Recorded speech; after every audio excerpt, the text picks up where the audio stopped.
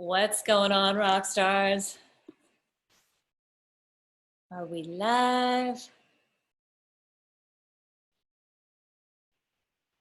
There we go. We are. Awesome. So, hey, here's what we're talking about. Perfection is not the way, right? So today we're talking about how one percenters approach perfection so they set themselves up to win.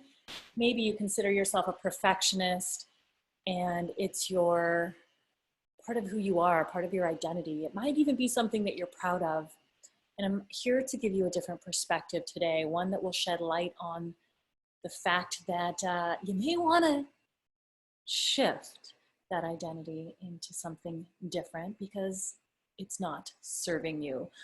Rockstars, welcome to the 1% Life Show. I've never done this show from my living room before, meaning you're seeing me in my living room if you're watching this live on the Facebooks.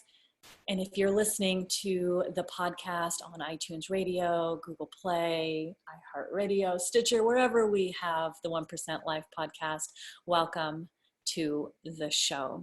If you're new on the podcast or new on the show, let us know that you are here for the first time. And for those of you listening to the replay or anything else, hey, super excited to have you joining us. And yeah, welcome to the show. So Rockstars, here's what we're talking about. Procrastination. Why is this important to you? Why am I even talking about this topic?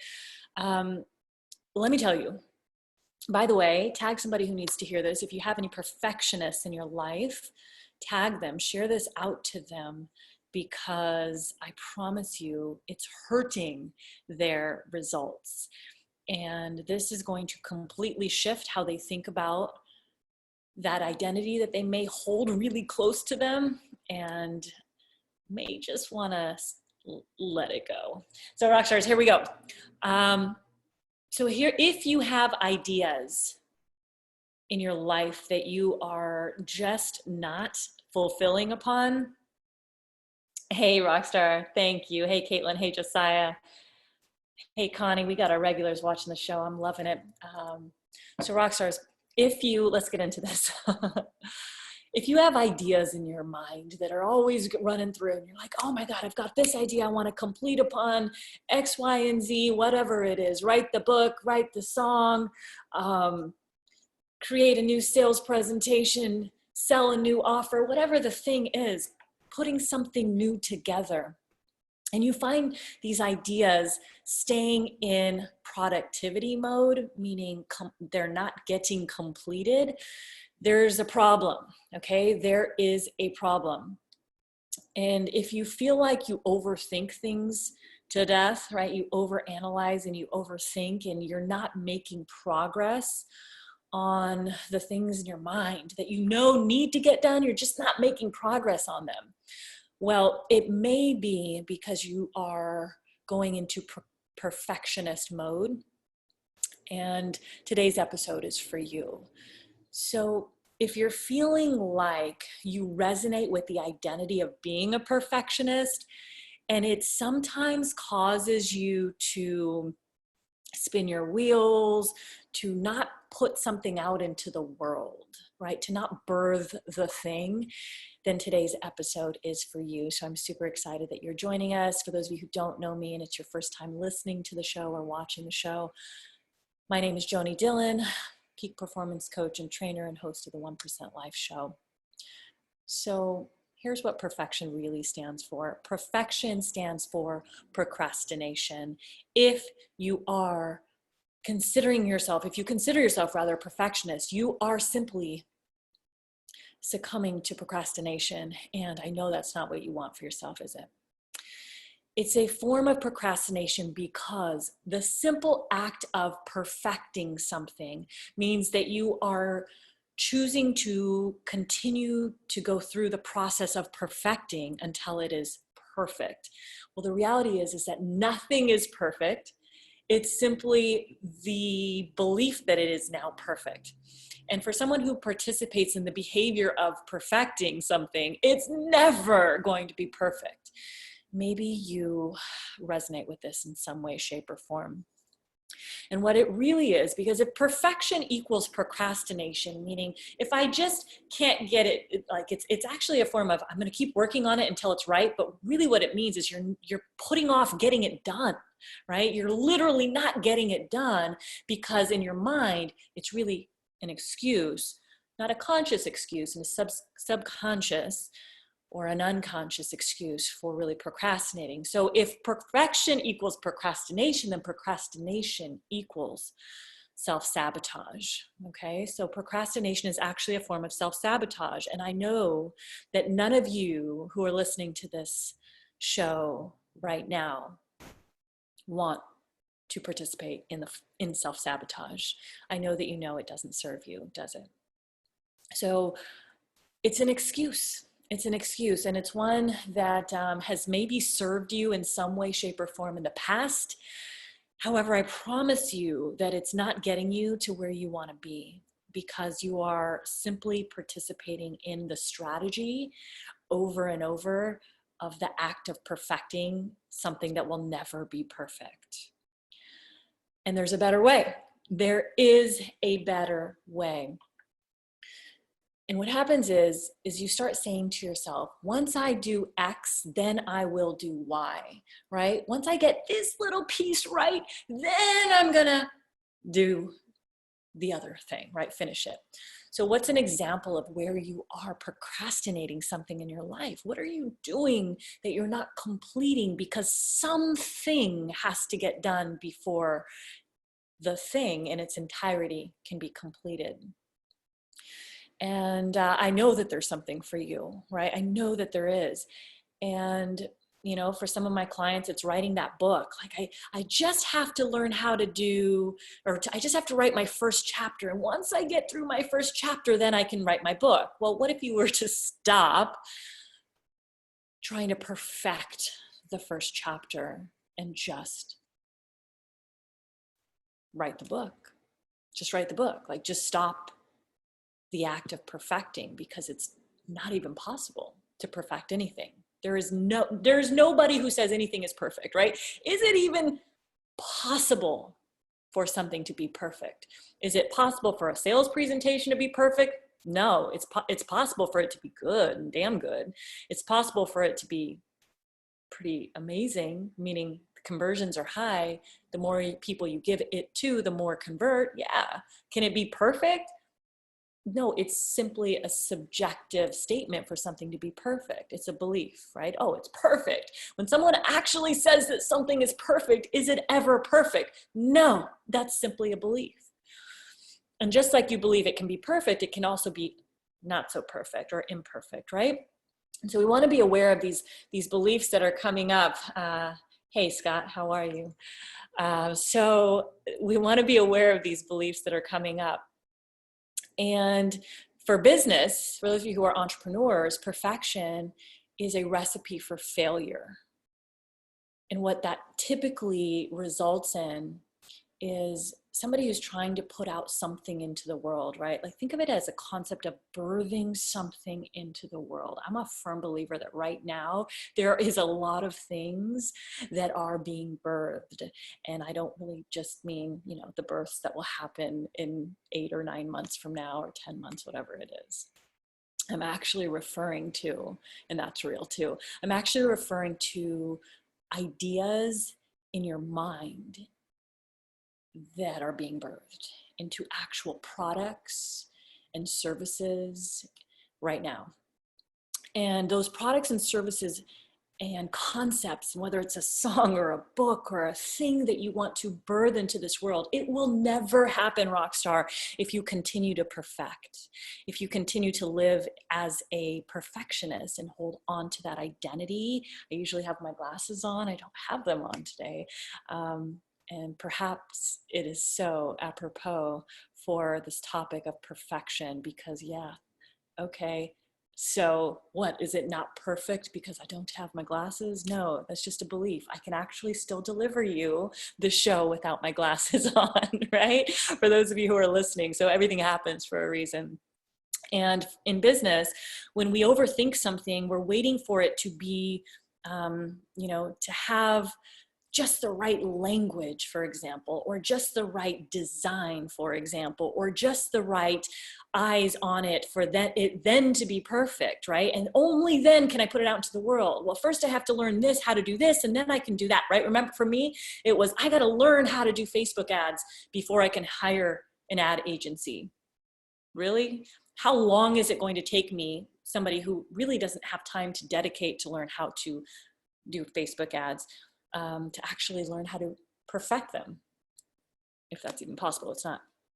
Well, it's not going to happen. So guess what happened? Years went by and we didn't hire an agency because I was not yet in the place where I could wrap my head around, it's not what I have to learn how to do. I get to find the who to do, right? I can choose not to do. I can choose to find the who to do the how. All right. So I know that was a lot of play on words right there, but instead of doing the how, find the who to do the how. And sometimes that's a way to escape the loop of perfection, right? It's either the same thing to me. So procrastination, which it is procrastination when you are caught up in that perfection. So break the loop, and we'll talk about how in just a moment. So in business, it's a recipe for failure. You absolutely want to stop identifying yourself as a perfectionist if you want to have a thriving business, if you want to be an incredible sales professional, right? I believe that all of us are in sales in some way, shape, or form, right? If you don't believe that, then man, you gotta check yourself, because you are constantly selling someone on something at all times. And if you're not, it's because you haven't yet figured out how to create influence in the world. This afternoon, we spent a couple hours with my 1% mastermind talking about how to create influence through language again, and really going through not perfecting, practicing, right, until it's what I call good enough. And when it's good enough, some things we just have to put out into the world as good enough. And it may be contrary to the new identity that I'm going to propose that you put on for yourself in just a moment. I'll explain what that is.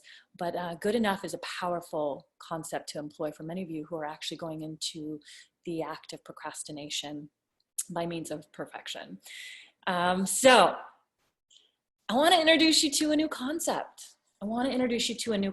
And that concept is to strive for excellence over perfection.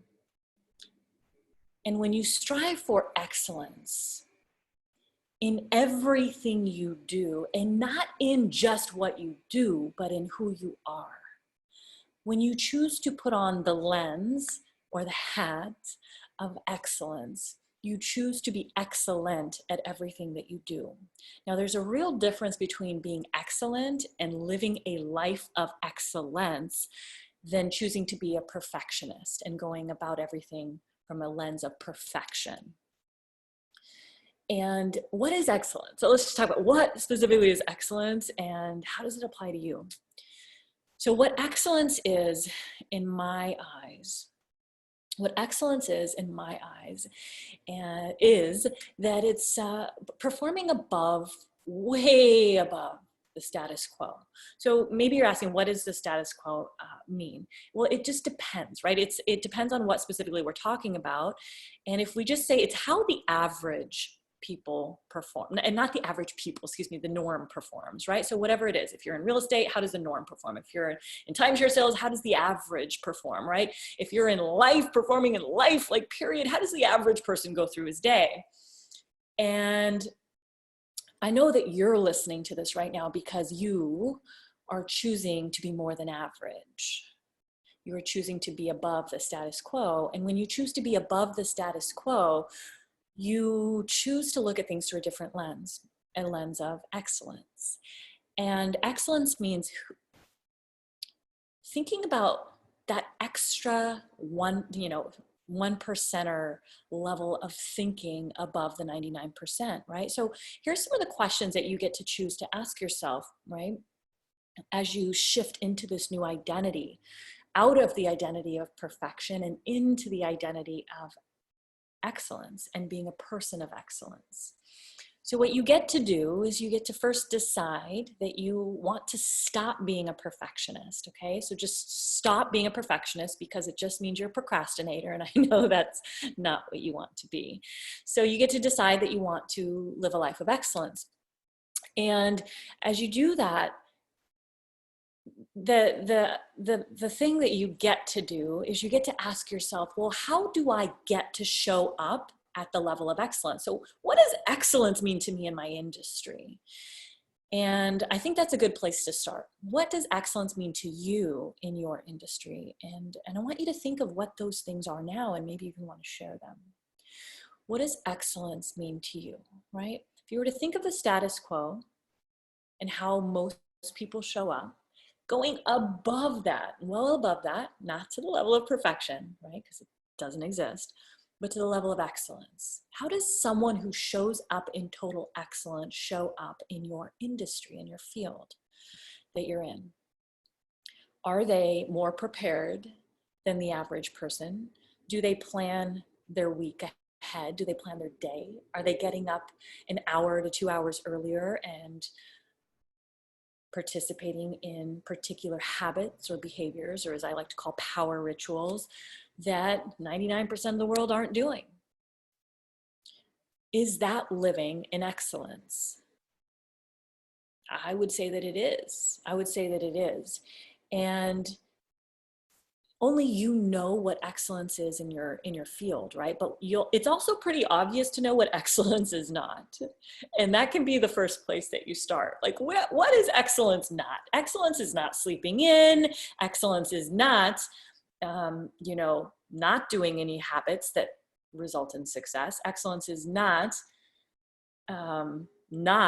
doing power rituals, right? Not maybe participate in gratitude. Excellence is not doing that, right? So it's actually the opposite. Excellence is not showing up to work or in front of clients with looking like crap, right? Wrinkled shirt, not having brushed your teeth. That's not excellence. Would you agree? Right? Excellence comes in a very particular package, and that package is one that you get to decide what it looks like, what it feels like, what it sounds like to you. And it's a fun place to think from. It's a fun lens to think from. And I know that you have those people inside your industry and your career who you admire, right? Those people who live a life of excellence.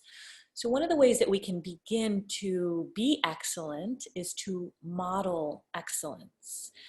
And when you model excellence, one of the things that I try to do, my intention is for my clients to model excellence through me. So if I'm not showing up excellent or in excellence, then they're not going to be modeling what I believe they should be modeling in terms of behavior, in terms of how to be in the world, how to create influence in the world, how to have particular habits of the 1% in the world. So if I'm not being that person, how do I expect my clients to be that person?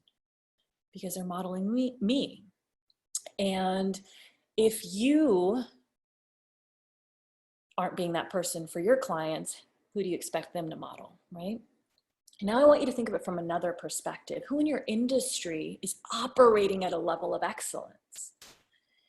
And maybe you know their name, maybe you have a certain avatar in mind of what that person would look like, how they would sound, what they dress like, how they walk, what's their posture, what is the posture of somebody who lives a life of excellence, what is the walk of somebody, what does the talk sound like of someone who lives a life of excellence, who shows up in excellence daily. And as you get that person in your mind, as that person comes to mind for you, what do you like about that person? What do you like about that individual? And, so some of the things that I'm reading is top performance in all areas like family, career, and health. Yes. Consistent and keep their mind in their own space. That's a powerful one. So what you like, what you're resonating with in the comments is consistency, right? So guess what you get to do is you get to model their consistency. So what's leading to their consistent behavior? That's the question that I would ask you, right? What's leading to them showing up consistently? Is it a particular set of behaviors that leads to that consistency? I'm sure that it is. And prior to the behaviors, perhaps there's a set of beliefs. There's a set of beliefs that they truly believe at the core that leads to them actually participating in doing those behaviors, right? That activity, those actions. And I think when you can start with the beliefs that the person who you respect and who you admire and who you would like to model excellence off of, if you can get to the core of their beliefs that create the results that they have in their life, well, then you have a foundation and a platform to begin from. And sometimes it's just a matter of, if you can connect with them, asking them, what do you believe? What do you believe? What makes you so good at what you do? When you ask a question like that, like, what makes you stand apart from everybody else? What makes you excellent? You're going to start hearing the beliefs in their mind that come out. And as you hear those beliefs, I would be writing them down. And I would be wanting to model and really adopt those beliefs as my own, as your own. And that's something that you can choose to do. So what are the beliefs that they hold, and are those beliefs directly correlated to behavior? I promise you they are, and there is a correlation there. And so when you ask them, why do you do the things that you do, right? And find out what specifically leads to the outcomes that they have, and that's the behavior itself, right? So how do you get the results that you get? Walk me through that. And then when you get that, it's all about what we were talking about language earlier with my mastermind members, right? So there's the surface structure. If you think of an iceberg, there's a little part that you see looking out of if you're in the ocean or wherever the icebergs are, and you see that little part at the top, right? And it may appear kind of massive depending on how big the iceberg is, but that's not the iceberg. The iceberg is 90% what's underneath that you don't see. So in order for you to model excellence, you have to get to the deep structure, or the depth of what's really behind the outcome that you see, or the behavior that you see. There's a behavior that's led by a belief system. And so this, start writing down these questions and reaching out to the one or two individuals who you'd like to have their results in your life, and ask them, be prepared with, okay, so I notice and I observe this about you. You show up in a certain way and you show up consistently. What is it that causes you to show up in that way? So now I'm getting to that deep structure of their beliefs, right? If we can't get to the root belief, how do we know, what beliefs that you should adopt? Because I promise you, your beliefs are not their beliefs, or you'd have their results. Do you agree? So we got to get to the core belief system that's encouraging the behavior, that's provoking the behavior, that's pushing the behavior, right? So there's a belief system that pushes the behavior, and you get to that by asking questions such as, what is it that makes you wake up at 5 a.m.? Why do you wake up at 5 a.m.? I'm curious. Well, I wake up at 5 a.m. because I believe that the morning is how I start, and I don't wake up at 5 a.m. right now at this point in my life. But if that was the person who you were talking to, perhaps for them, there's a belief system around why 5 a.m. What is it that they do at 5 a.m. and why is that so important to them? Well, once you understand that, then you get to begin to adopt those beliefs. So you get to first do this. What I would do, if you are a perfectionist or resonate with anything about perfectionism, it doesn't have to be in all areas of your life. I promise you that there's probably, for those who feel that there's some sort of resonance with that behavior, it could be very well concentrated in a certain area. However, I will say that, what happens in one area of our life shows up in another area of our life, right? How we do one thing is how we do anything. And so if you think that it's just in one area, you're probably doing it in other areas, meaning the overthinking, the overanalyzing strategy. right? It might just, you think it's going on in your music or you think it's going on in your business, but it's actually happening in your relationships as well. So that procrastination to coming to a decision, even that procrastination on moving forward with the thing that you've been talking about creating in your life for so long, or in your partnership, your relationship, whatever that is. So the mere, I think in our past growing up, I know that for me, for sure, this concept of perfection, being a perfectionist, oops, lost an earring. See, lost an earring. Oh, well, all this is supposed to happen, right? We'll just actually do the entire thing with that, with one earring in, one earring out. And growing up in an Indian household where working hard was very important in the belief systems of my family.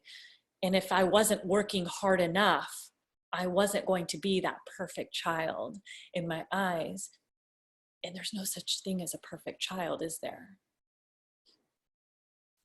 Right? Your version of a perfect child is somebody else's version of, an imperfect child. It's all your beliefs. So because this is simply beliefs and your interpretation of what should be, you get to also choose what is your interpretation of what should not be, right? And so therefore, just decide that you're ready to give up perfectionism for excellence and for living a life of excellence. And 1%ers, rather than striving for perfection, they strive for excellence. So who do I need to be today in order to create the outcomes that I want to create by the end of the day? And when we can work backwards, right? Knowing what you want to achieve by the end of the day, there's a particular person who needs to show up in order to do the behaviors that leads to that outcome. Would you agree? So start with the outcome, whether it's for the week, the year, the day, right? We can create our year. You'll never get to the outcome that you want at the end of the year if you do not backtrack that quarterly and monthly and daily. And so this is where, instead of going, I'll get there when, or when X happens, then Y will happen. When I accomplish this, then I'll be able to do that. Stop. Just decide who you need to be today. Who do you need to be today? And then every day, measure yourself against that metric. Did I show up in excellence today? Right? And knowing what excellence means for you in every area of your life, it's not just career, right? We can show up in excellence in our relationships as well. We can choose to show up in excellence. We can also choose to not show up in excellence, and whatever the opposite of that is. And what does showing up in excellence look like in your health? And getting I believe those are the 3 core areas of our life, right? Our career, or I call it wealth, or, wealth, relationships, and health, or you can call it career, relationships, and health. Because for me, it's more than career. It's all of the other things that I'm doing that lead to, around that area.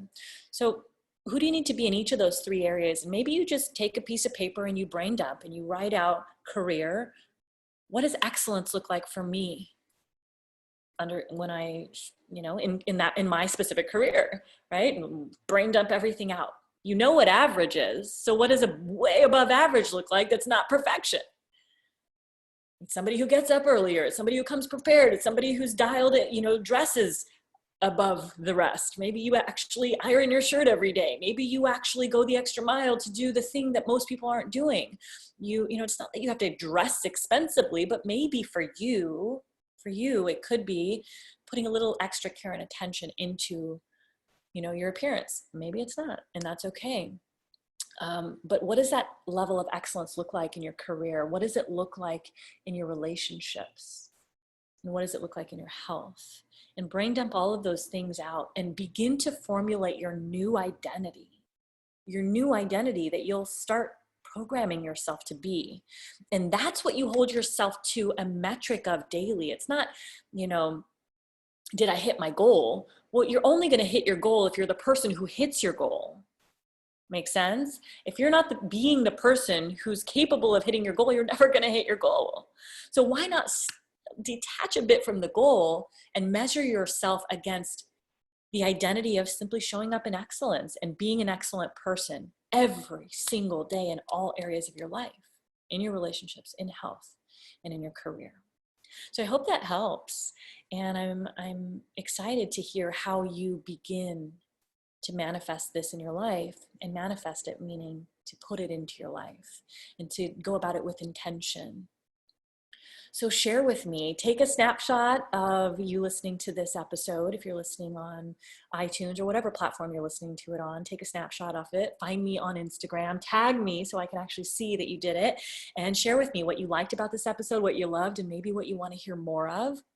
Share this out, tag somebody who needs to hear it, share it out on the Facebooks or on any platform that you're listening on. And let's get this message out to more of these perfectionists who are actually procrastinators, and help them to stop the madness of procrastination and begin to live a life of total excellence daily. So Rockstars, thank you for being here with me today. I hope you enjoyed this episode of The 1% Life, and man, get out there, change some lives today, and live a life, choose to live a life of total excellence. It's in your capacity. It is in your ability. It is simply a decision to be a person of excellence, to wake up and choose excellence tomorrow, even if you didn't choose excellence today. And when you fall off the track and you fall off the path and you fall out of the identity of excellence and maybe into something else, it's okay to say, man, I did not show up in excellence today. And guess what? I know who I get to be tomorrow and who I'm going to be tomorrow, and simply choosing to be that and get back on the path of excellence. All right, Rockstars, thank you for being you.